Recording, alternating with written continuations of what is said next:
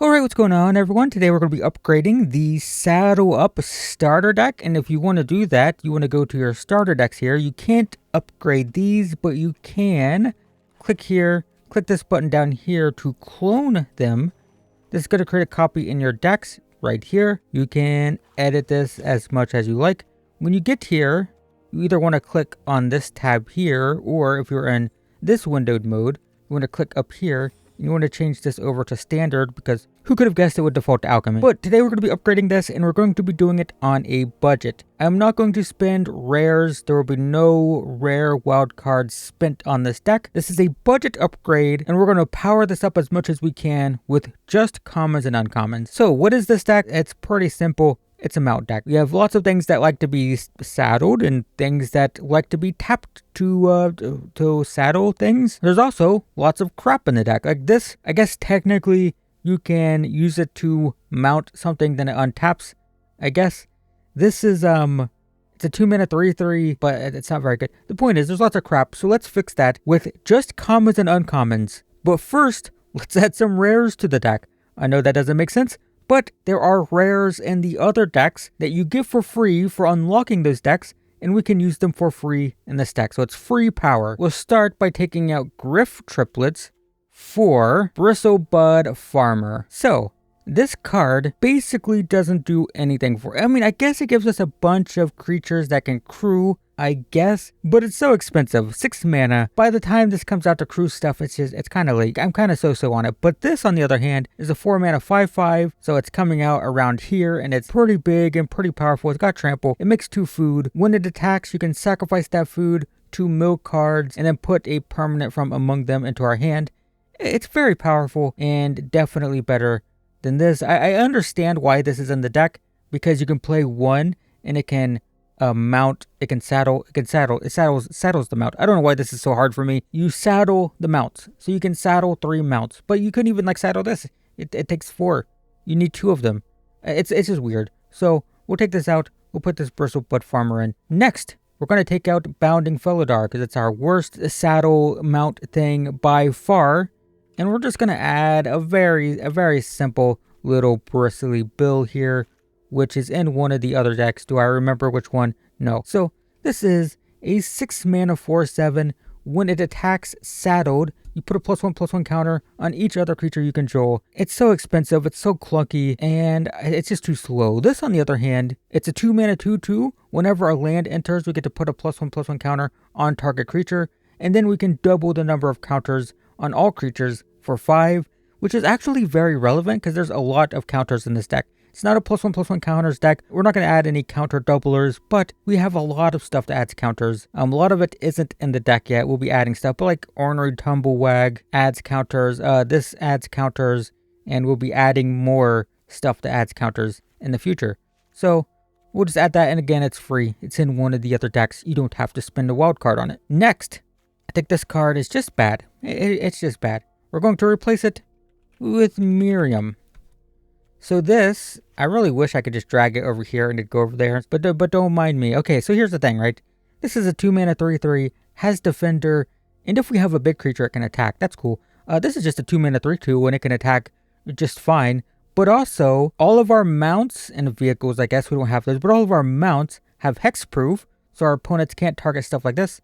Right? Can't do it, can't be targeted on our turn. And then whenever a mount attacks, we put a +1/+1 counter on it. So every time we attack with, like, say, a flying mount that can't be blocked, it gets a counter. This is going to get a counter. It's going to be a 3/3 first strike lifelink if we play this on turn 3, I guess, technically. Play this on turn 2, play this on turn 3. If we have a way to saddle it. Yeah, it's big. It's big. It's pretty cool. It's a pretty cool card. So we'll take these 3 out, and we'll put these 3 in. Next, we have Vengeful Townfolk. Why is this in the deck? I don't 100% understand. Whenever one or more creatures die, it gets a counter? I don't know why this is in the deck. But we're going to replace it with a very good uncommon mount, Congregation Griff. It's already in the deck. We're just going to get 2 more. It's a 3 mana 1/4 flying lifelink. When it attacks while saddled, it gets +X/+X, where X is the number of mounts we control. We're going to get more mounts. So these are our mounts so far. It's not very many. We're going to be adding more. It's really weird that we have a mount deck and this is how many mounts we have. But we're going to add more mounts. Don't you worry, not this one. But we're going to add more mounts. and it's going to get big. And also it can get counters with this. So that's cool. So yeah, we'll take these out because I don't know why they're in the deck at all. And we'll get 2 more of these in. And that just makes sense to me because, you know, it's a mount and it's a pretty good one. It will be a very big flying beater that also has lifelink. Next, we have Ankle Biter. This card is okay and like draft. It's a 1 mana 1/1 and it says don't attack me, right? This is a you don't attack me card, which is fine. I feel like a better you don't attack me card is, I don't know, like a 5/5. But it doesn't saddle well because, you know, it's a 1/1. Can it saddle anything? This needs 3. I could saddle a grizzly. You can saddle a grizzly with a snake, I guess.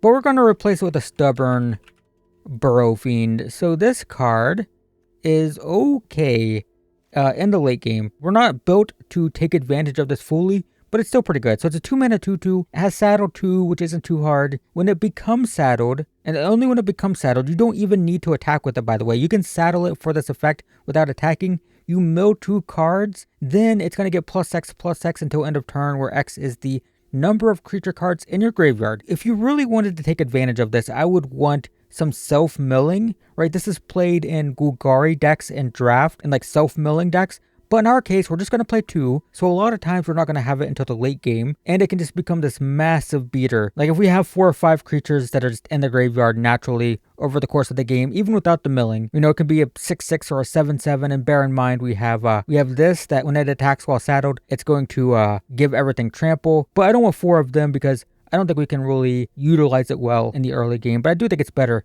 than these 2 Ankle Biters, so we'll take those out.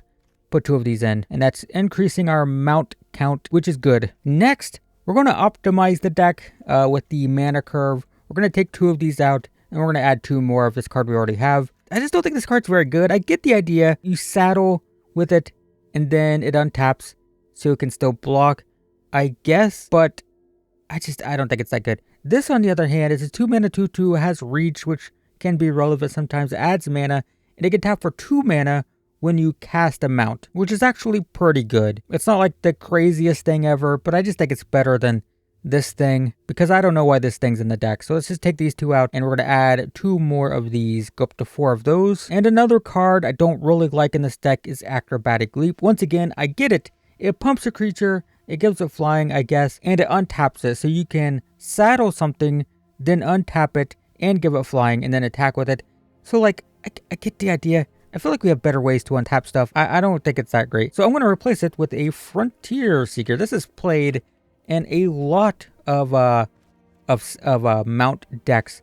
So it's a 2 mana 2/1. When it enters, you look at the top 5 and you can reveal a mount or a plains and put it into your hand. Now I will say, because this deck has such a low mount count, we are getting better. We're getting better. We've improved. I mean, we've gotten a lot more mounts than what we started with. That's for sure. Well, we do tend to miss on mounts quite a bit, I find, but it still gets a plains. And what's great about this is whether it finds a mount or not, it becomes a saddler. And that's the whole idea with this, is it finds stuff, it digs for stuff, and then it's an enabler for either the stuff it finds or the stuff you already have. And this is just not really that good, I don't think. So we'll take 2 of these out. And we will add these in. And lastly, we're going to take 2 of these out for 2 more of these. So this card's okay. It, once again, you see the idea, right? Untap a creature, it gets +1/+0 and indestructible. So once again, you saddle, then you untap with the thing you saddled, and you attack with the thing that you saddled, or it destroys a big creature. I don't think the removal is necessary. We do have all of the, we have 6 removal spells in a proactive creature-based deck, right? We're trying to play stuff and attack. So I think 6 removal is fine. We could improve the removal. I like Steer Clear. I like this. This could be improved probably, but the point is, I don't think we need it for the removal, and I don't think the untap thing that they're trying to do with this is really worth it. So I'd just rather take these 2 out and have 4 of these to make the deck a little bit better at finding its mounts. And that's actually all we got to do. There are a lot of rares that are good in this deck, and as it happens, they're already in the deck. The good rares would be Seraphic Steed, it'd be Wily Duke, it would be Ornery Tumblewag. These are like the big ones. These are in basically every mount deck ever. I mean, this is incredible, right? It's a 3-mana 4/2, it has vigilance, that's fine, but whenever it becomes tapped, you gain 1 life and draw a card. And you don't even need to attack with the mount, right? If you had, let's say you had this on the battlefield and your opponent is just too built up on the battlefield to do anything, you could still just saddle this with Wily Duke just to draw. It basically says tap, gain a life and draw if you have a mount, and you don't need to attack with the thing. And it's even better if you have like this in play, for example, right? So it's very good.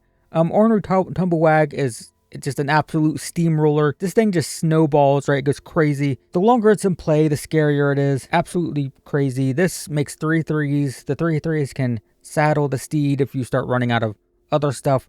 It's very good. The bad cards, if you want to add these, would probably be the Brawler, the Bristlebud Farmer, the Bristly Bill. The weaker mounts are probably these, right?